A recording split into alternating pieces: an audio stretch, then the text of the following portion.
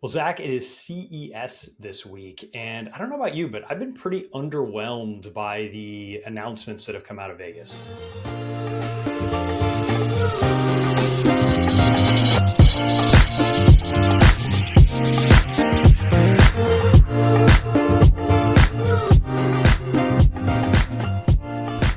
I think I agree with you, Gabe. There's the usual TVs, new display technology, smart home, which I am, of course, am interested in, and I feel like a lot of the smart home products come to market from what we see, but there just hasn't been anything too exciting. I feel like I'm waiting for that next announcement from Apple on something exciting now. I just feel like it's all tweaks on things that already existed. It's better TVs, it's better smartphones, it's more wearable technology, but it doesn't feel like besides slapping AI included, quote unquote, into devices, which a lot of the TVs this that were announced this week had AI included, quote unquote. It just doesn't feel like there's been anything really that new or exciting. Nothing earth shattering. Yeah, it's we're a couple days in, and I think we've got a couple days to go. But I'm closely monitoring the situation here in Las Vegas, and I'm just not caught by anything yet. So, Gabe, I'm really optimistic that we'll see something cool. I feel like the biggest announcement was from Delta and the HDR displays they want to put on their Mm. planes, and then the partnership with Uber. But that Booting Lyft and partnering with Uber. That was an that's interesting announcement. And the other one I was telling you about earlier today that I would legitimately go out and buy was the robot vacuum with the arm that comes out to pick things up as it's going around and vacuuming. My kids play with an insane amount of Lego. And just last night, they had dumped out all of the Lego onto the floor and then I had to get them to clean it up because it was bedtime and it was a gigantic fight. So if I could avoid the fight and just turn the robot vacuum cleaner on and it would go around and pick up all the Lego, that sounds amazing. Although I will say having all the Lego on the floor did result in a very, very ironic moment. So have you ever stepped on a Lego? I was gonna make a comment about what if your vacuum misses a Lego and you step on it, but yes, that's Okay. So really painful, right? It hurts. This is like the classic parent thing is everybody, you're not a parent until you've stepped on a Lego and hurt yourself. So I've obviously done this because my kids play with these a lot and they all get left on the floor and embedded in stuff. And then I step on them and it hurts. My daughter stepped on one last night and she was screaming bloody murder. And I felt a little bad because obviously she was hurt and I love her and I don't want her to be hurt. But the sweet, sweet irony of her stepping on the Lego and then completely losing it was not lost on me. I did still comfort her. I made sure that she was okay and she was totally fine. She was just, a little whiny and complainy, but the irony was pretty hilarious. that's. I mean, you can't think of Lego without thinking of stepping on a Lego. They come together. Yeah, agreed. Not only CES though, Gabe, we also have the Detroit Auto Show kicking off this week. I've seen a few videos already that just make me jealous. That I'm not like a car guy, but like I'm interested in like tech, obviously. And when you bring tech Mm-hmm. to a car, one of the ones I saw people got their hands on was the Scout EV, which I'm not sure how I feel about that, but um, you know me, I'm all about the Rivian brand, but I Is feel the like is the Scout part of the Rivian brand? I haven't seen you the know, Scout. there's an investment from Volkswagen into Rivian, Interesting. and Volkswagen owns the Scout brand. So there's a relationship there. But I keep seeing all these photos and all these videos of people testing out cars, and I thought, man, Gabe and I should have launched a car podcast. We could go out and test drive the latest tech on the road That sounds and pretty do all cool. of Maybe I this. missed the But boat. the biggest thing I think I want to take away from the Detroit Auto Show conversation, though, is the experience of driving these vehicles. You have um, in the past these legacy automakers who have taken hundreds of years to develop these gas powered vehicles, and a Mhm. lot of the new vehicles you see are electric, and it's from companies that in one case were they making phones or something 3 years ago, and now they've got an EV, and the experience within these, that tech focus, it's very evident. So I'm just kind of sitting on TikTok and YouTube watching the latest updates there. But CES Detroit Auto Show, what a week! Yeah. Yeah. I know I've said this before on the pod. So I bought the Tesla a few months ago. And I think that is the thing that I've been probably most excited about having the car is the technology that exists in it. and the experience that it provides me when I'm driving it. It's so intuitive. It is so intuitive to use, to engage with. I just continue to be completely blown away by the technology that they've introduced into that vehicle. And yeah, I freaking love it. I'm so happy about that car. And don't forget, we've got the new Jaguar, which, a few weeks ago we talked about how this weird rebranding situation was going on. And I just can't, I keep going back to it. I just can't get my mind off of what brand needed this attention more than them. It just makes so much sense to me now, even Well, as wild as it may be. yeah, it was definitely completely off the rails. And you're right, they probably did need it. And I actually got a text from my sister just earlier today saying that she was listening to our episode where we talked about that, and that she'd never wanted a Jaguar until the rebrand.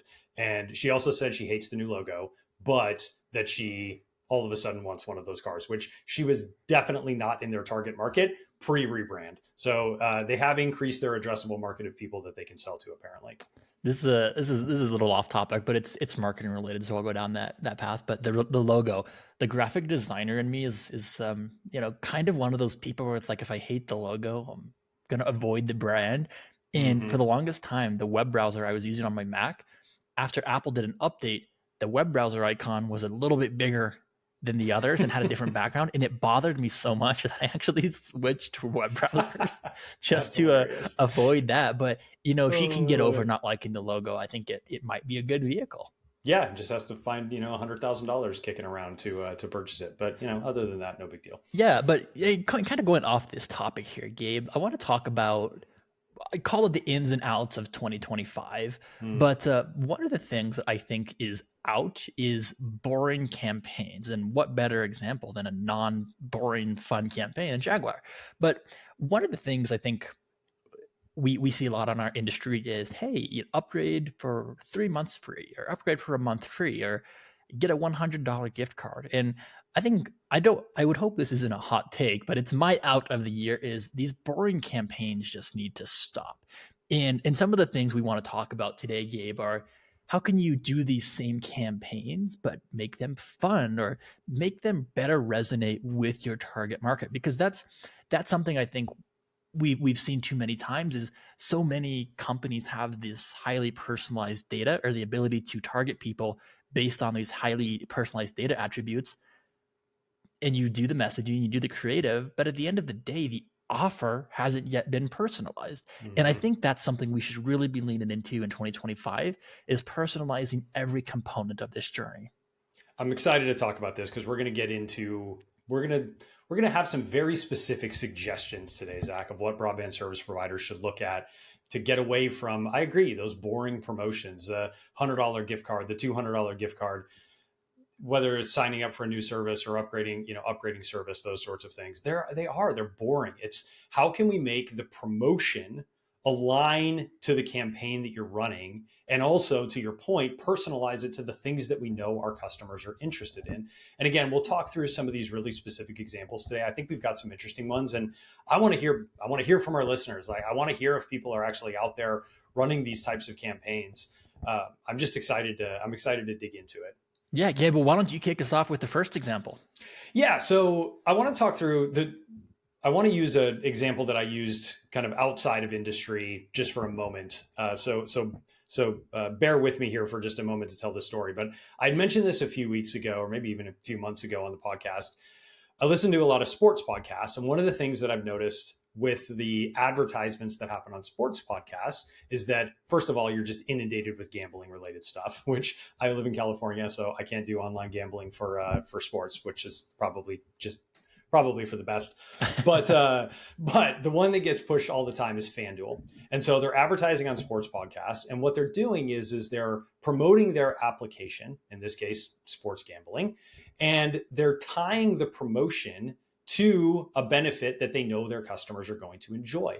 At the beginning of the football season, I kept hearing tons of advertisements for, sign up for FanDuel, donate, or I shouldn't say donate, although basically it is a donation. This may be a Freudian slip there, but deposit, $200 and you could get a discount on NFL Sunday Ticket for some period of time. Or at the beginning of the NBA season, it was the same thing. Deposited a couple $100 and you could get NBA League Pass for free for some period of time. That to me is such a smart promotion because it's tying again the thing that you know your customer is interested in to the promotion that you're offering to then push that campaign forward. So, again, we're going to get into these specific ones today, but I just thought that was such a smart way to tie these things together. I think you're spot on there, Gabe. And last week we talked about some of the different personas and the different ways people use their internet today in 2025 compared to 10 years ago in 2015 with the iPhone 5 we talked about, and or iPhone 6 maybe at the time. It's been a while, but one of the things we talked about was Xbox Cloud Gaming. And Yes. when I think of an upgrade campaign, let's say we want to target a gaming persona. There's a lot you can say there. You can say, hey, faster speeds, lower latency, gamer terms about lag, things like that. But what if we spun that and incentivized that with, hey, maybe you offer x amount of months of Xbox Cloud Gaming. The reason behind this is because, well, number one, cloud gaming is going to be a bandwidth intensive resource, but two, it's going to be something they use, and when they do take that upgrade, they're getting something out of it. To your point, right? We're not just magically changing the internet speed numbers on the back end and seeing if they notice. There's going to be a benefit to that subscriber. Perhaps, Mm-hmm. looking at aside at Xbox, maybe it's credits on Steam, or you can even do a giveaway with a whole gaming system. But if we know these are gamers, how can we personalize that offer to best resonate with them, in addition to the creative and the copy of that ad? Yep. Yeah, this one to me is the most logical for sure, right? If you know that you have a bunch of gamers in your network, if you can target those people who have specific gaming traffic or specific gaming systems, I think about that Xbox Cloud Gaming one is a perfect example, Zach.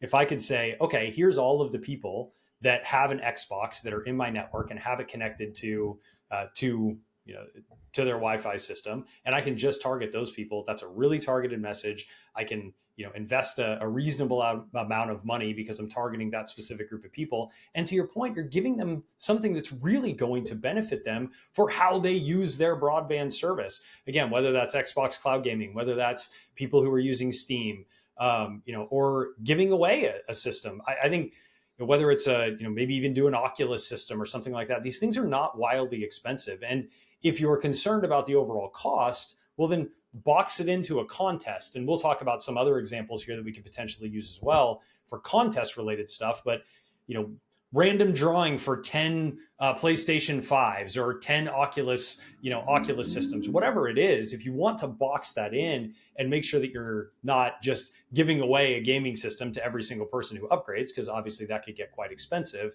you can definitely still show the incentive, do the campaign, but rein in the cost using some sort of random giveaway.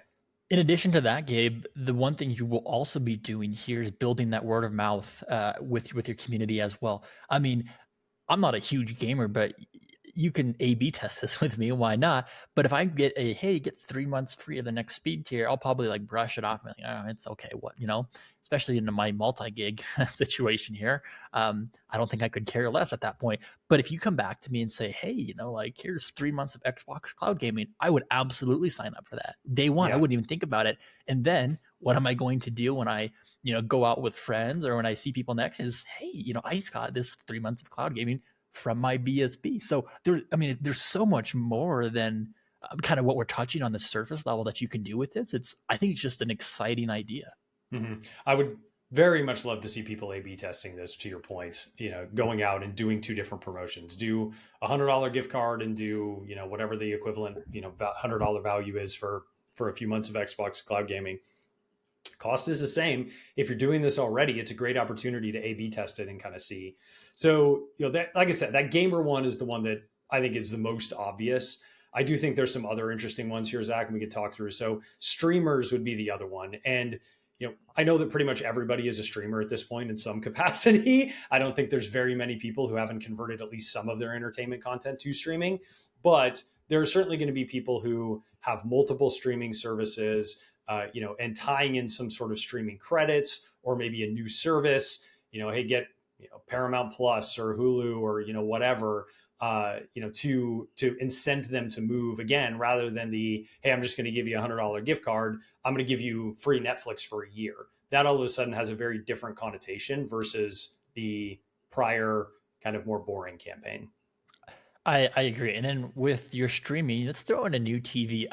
I think of my siblings. One of my sisters, she and her husband, they had this old, like outdated TV on their wall, and it was fairly small. They don't listen to this podcast, so I can see whatever I want here. But Was it like no, the Michael Scott? that's what I was gonna say. It was The like the 19-inch Michael plasma. Scott TV, and their living room isn't the biggest living room, but they had this smaller TV. But I thought, oh man, if their broadband providers would have come out and say, hey, here's an upgrade, enter to win a free TV, great opportunity there. I mean, everyone's a streamer, but what is everyone streaming on? I just bought a Samsung QLED, which I'm very happy with for my new podcast studio, as I'll call it. And again, I'm not really interested in having a second TV, but going to your point, Gabe, streaming credits, anything, everyone's using Netflix, Hulu, Disney Plus in some capacity. Plenty of opportunity there to do something with people streaming, as opposed to get the next speed free. And the thing of the streamer persona is everyone is a streamer. And if you do a upgrade campaign for someone who is just streaming, maybe they're not gaming, not working from home, is the streamer going to recognize the value of that upgrade 2 months in of their 3-month trial? Because if they can't, they probably won't take you up on that, and you just wasted that time on nothing. Point. Now, of course, we're not going to have 100% take rates, but going back, can you prove the value in your trial? And I guess maybe address the elephant in the room here. I do think some broadband service providers or businesses in general are hesitant to try this type of thing because it feels like, and you're probably too old to even get this reference, Zach, but back in the day, back in even probably before my day, you'd like go in and sign up for a bank account and they give you a free toaster, which, okay, whatever. Like it was sort of this weird promotion to get people in the door. And when you're doing these giveaways, it sort of feels like I'm giving away a free toaster. And I would say the major difference between what Zach and I are talking about and the free toaster giveaway that you would get from the bank is the free toaster was completely misaligned to, it had nothing to do with banking. It had nothing to do with the experience. It was just a free thing that people were giving away. What Zach and I are talking about is providing some sort of benefit, either a physical device or a service that is actually going to enhance the experience that you're selling to your customer. That to me is the major difference between that old school way of thinking versus what we're talking about here. Just to add on that, Gabe, last week I mentioned Gen Alpha is going to be buying your products and services here soon. I'm Gen Z and I had no idea about this free toaster situation. So I can't imagine they will either, but I spot on there, Gabe. Yeah. So the next one we wanted to talk through, and this is actually an idea that I will give him credit. It's a wonderful idea. So Zach, your boss's boss. I don't know how far we go up the rank there, but a gentleman named John DeRocher, who runs all our success and support organizations here at Calix, came up with this idea, and I'm giving him full credit because it's a wonderful idea. But this whole idea around home gyms and fitness and how connected your home gym really needs to be now. When COVID hit, so many people figured out ways to exercise from home. Pre-COVID, I went to a gym when I wanted to go work out. I used to go to an office, and on my lunch break, I would go work out at the gym. And so I wasn't really worried about, having workout stuff at home or having connectivity at home when I was exercising. Well, post-COVID, I now have a little quote unquote gym in my garage where I have a nice little kind of corner set up for myself. And I have a lot of connected stuff out there. I've got a TV connected out there. I've got my iPad or my iPhone that I'm using to, have fitness classes and things like that. I was going to ask if you watch the podcast when you work out or what content that was. I will sometimes listen to the podcast when I work out. I usually do listen to podcasts when I work out, but I'll listen to a podcast and then I'll have something on another device that's, either, streaming some sort of fitness class or something like that. Right. So I need that connectivity out there. I need really good Wi-Fi because it's an area that, typically doesn't have great Wi-Fi. So that's something to think about as well, but just that connectivity. And if you want to my goodness, wouldn't now be a perfect time to be doing this type of promotion? Everybody, everybody moving into the new year, New Year's resolutions, trying to get more fit. It's like, hey, let's figure out how we can tie these things together into what people are thinking about already, whether it's a wearable device, whether it's access to a service like Peloton, whether it's again a contest to give away a large device like a Peloton or a Tonal or one of these other big larger, more expensive things. But I think there's a ton of opportunity to lean into this aspect of connected fitness. And the reality is that there's a huge number of people now that are doing this at home that prior to 3 or 4 years ago were not doing it at all. Well, and that was a big thing I was going to touch on, Gabe. On my LinkedIn post where we were discussing this, I asked, 10 years ago or even 15 years ago, however many years ago, your subscribers had a home gym. Now they have a connected home gym or a smart home gym. However you want to say this. I'm a Peloton user. I think everyone in my family has a Peloton. My sister's got the bike and the tread, so everyone's got these multiple devices in their connected gyms. And does your experience match that? Or the way I pitched it, over the past 10 years, has your Wi-Fi experience kept the pace? Because the equipment that's coming out now, it's more resource intensive than the iPhone 5, the iPhone 6 from 10 years ago. So that's something to keep in mind. Kept the pace. I see what you did there. That was nice, Zach. That was a nice. Oh, if there's anything, I know it's keeping the pace. I love running so much. I love it.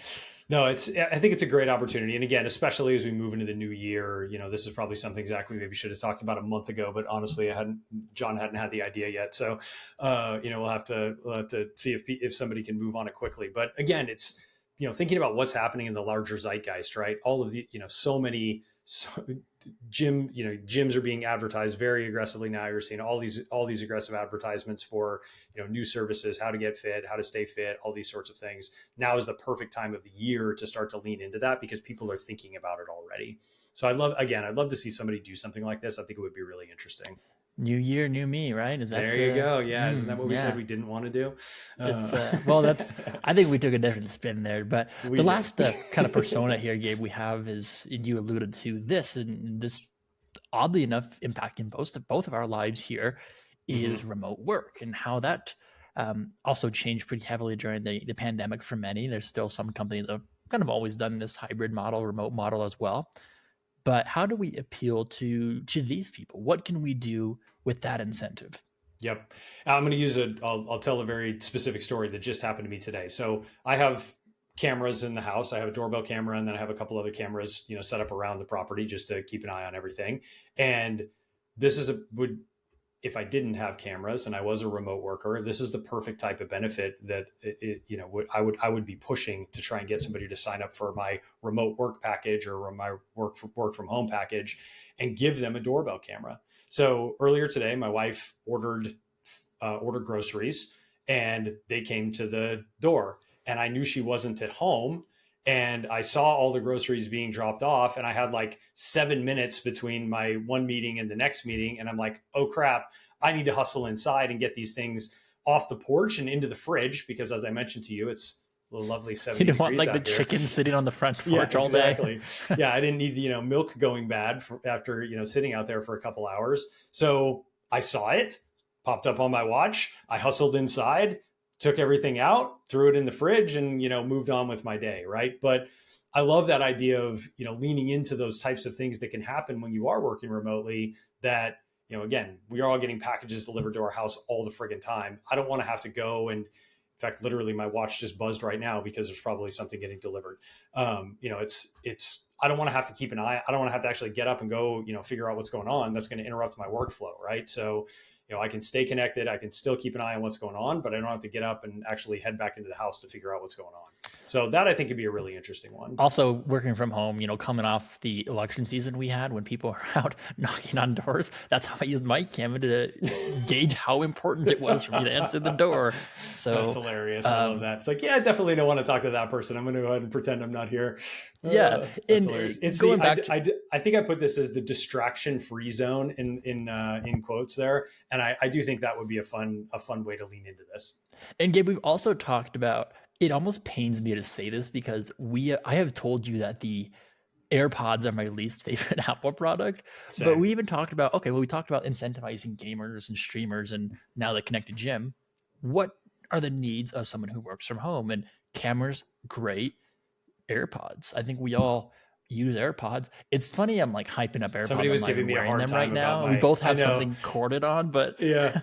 I just put I my had a AirPods on my coworker giving me charger. a hard time about that today, about my corded headphones. And I'm like, hey man, they're like $12. I could buy a 2-pack and I don't have to worry about charging them. So Well, for work, I it's just funny use because these. the reason I have these is for the podcast. Like Yeah. it's plugged right into my microphone, Gabe. I can hear you pretty well.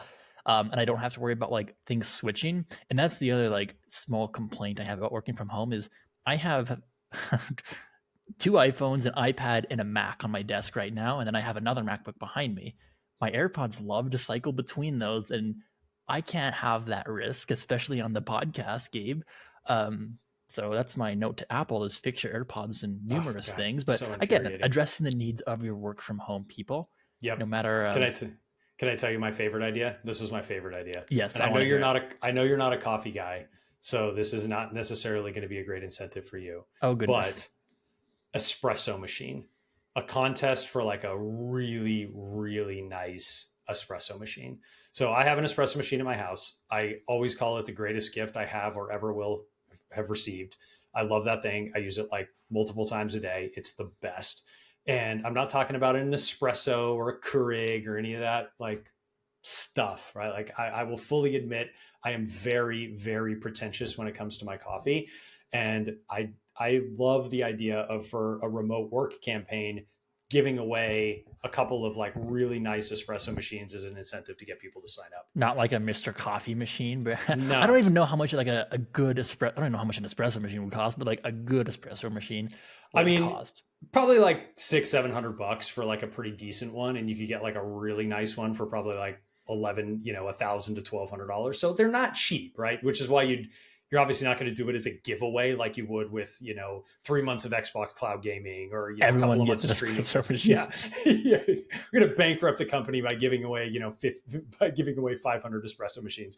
But you, like I said, you could do it as a contest, right? And do it as a, hey, okay, if you upgrade, you're entered into this, and there's rules around that. Like you have to give people an opportunity to even enter, and there's different rules by state, crap like that. You're going to have to figure out.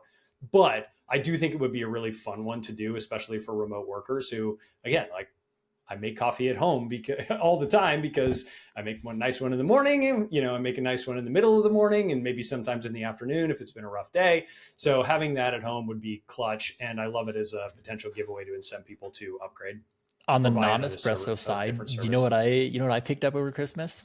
Tell me. I can't believe I didn't tell you about this. A Ninja Thirsty. So Mm. it's like a soda stream, but the Ninja version. And I feel like that's kind of my treat to myself too. But again, home office worker, I'm more of a soda fan, but there's my equivalent. It's probably not as expensive as a $600 espresso machine, but it actually reminds me, there was a bit on comedian at late night show, Conan. He had a staff member who, with show money, bought an espresso machine for the office and strategically placed it like directly outside of his office. There's a whole video on YouTube, but Oh, every time that's I think of awesome. espresso machines, I've never had one. Is this like that's like the shot of coffee, right? Is that Yeah. Oh best my way to say God. it? You're killing me with your I'm lack of not a coffee coffee guy. knowledge. You know I me, know. but anyway, Well, what got me hooked on the espresso was when I used to go into an office. We had an espresso machine, and I learned how to make pretty darn good espresso. It was a really nice machine. Like it was probably like a $3,000 or $4,000 espresso machine. It was a really nice one, and it would get maintained regularly, and it did a really nice shot of espresso. And so I got pretty good at making espresso. And then when I moved back home, I was like, oh man, I miss this a lot. And my wife took pity on me and bought it for me one year for our anniversary. I was gonna ask if you I like love her commute, so got much. your espresso, and then like drove home, or how you manage that. Yeah, no, So, I just moved it right home. oh man, well, Gabe, I think the big message of the podcast today is don't be boring. And what better tone could I have used to say that than that? And that a super monotone tone. I love it. that was not intentional. It just happened. But don't be boring with your marketing. I mean, we talked about Jaguar in the beginning. We talked about some of this cool stuff that's being hyped up at CES, Detroit Auto Show, and then all of these broadband specific examples. And I would say they don't even have to be broadband specific. Just think of the personas you're marketing to, who your customers are. I feel like that's the biggest key there. We Mm-hmm. talked so much last year about personalization. take it a step further, keep going with that personalization, and create an offer that your customers and maybe even your prospects would like.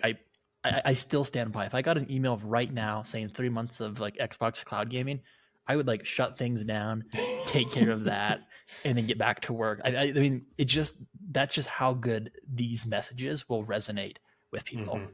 Yep. Yeah, it's a great point. It's cutting through the clutter because it's actually something new. It's unique. It's different. It's not just the same old stuff. I think all of us are used to seeing, the $100 gift card or the $250 Visa gift card or whatever, right? Like we're used to seeing that from broadband service providers. This is just different. It allows you to set yourself up a little bit differently. And again, if you're able to use data to target people that you know are going to really resonate with this type of offer, it goes to that exactly what you were talking about is personalization all the way through the process, using data to personalize, who you're targeting, personalizing the promotion, personalizing the campaign, personalizing the creative, everything, just gets personalized through that entire end-to-end process.